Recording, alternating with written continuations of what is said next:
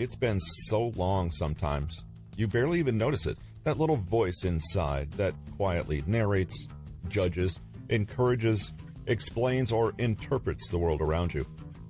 Though you may recognize the concept of an inner voice from self-help literature, the fact is, there's nothing abstract or mysterious about this inner chatter. Self-talk actually has a surprising body of scientific evidence behind it, informing a fascinating set of theories that seek to understand exactly what's happening when we talk to ourselves. In this book, we'll take a closer look at what self-talk actually is, the various theories that have been proposed over the years to explain the phenomenon, and the facts we've amassed so far about both its psychology and physiology. We'll discover the different types of self-talk, investigate why it happens, explore what's normal and what's not, and most importantly, we'll see that self-talk can be changed for the better. As Bruce Lee famously said, "As you think, so shall you become." Using a series of scientifically supported techniques to identify and improve your self-talk, you can take more conscious control of your thinking and perceptions, boosting confidence, self-mastery, and resilience in a challenging world. Self-talk is something we do every day, and this is partially why it's so hard for us to change. We don't even realize we're doing it. You wake up in the morning, and the second you open your eyes, the stream of thoughts starts flowing. What day is it? Oh, right, Tuesday. I mustn't forget that appointment this afternoon. God, I have such a bad memory. Why am I such an idiot all the time? I bet I'll forget it. Typical. I'm always doing things like that. Oh, look.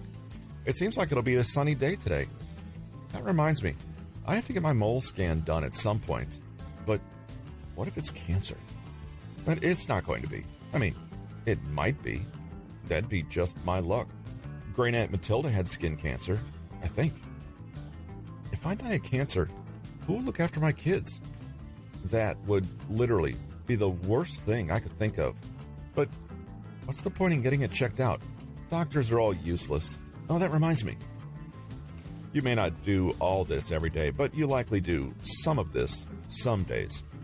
Self-talk is that stream of conscious, ongoing internal dialogue that runs inside our minds, affecting every aspect of our lives, from our moods to our behavior, to our self-confidence, to our appraisal of risk and reward. It's the constant conversation we have with ourselves. It can be neutral and mostly observational. Oh, right, it's Tuesday. Or filled with criticism, pessimism, doom, and gloom. I shouldn't try that. I'm not good enough. Often, all of the above become inseparable from the objective truth of a matter. Our inner self-talk is the built-in narrator that runs alongside our lives, playing over everyday activities and in the background of every action or decision we make. This narration colors the entire tone of our lived experience, telling us how to interpret both good and bad experiences and how to understand ourselves and our place in the world. It amounts to a narrative we tell ourselves, and this narrative is solidified well before we become adults. Importantly, self-talk can be unconscious or conscious, negative or positive, beneficial to our lives or working entirely against our best interests. With some awareness and effort, negative and self-defeating inner talk can be identified and changed so that the voice in your head supports rather than undermines you. There are three primary types of self-talk. The most obvious type is negative self-talk, and the thought stream above is a prime example. These pessimistic interpretations, judgments, accusations, complaints, and catastrophic predictions leave us feeling awful.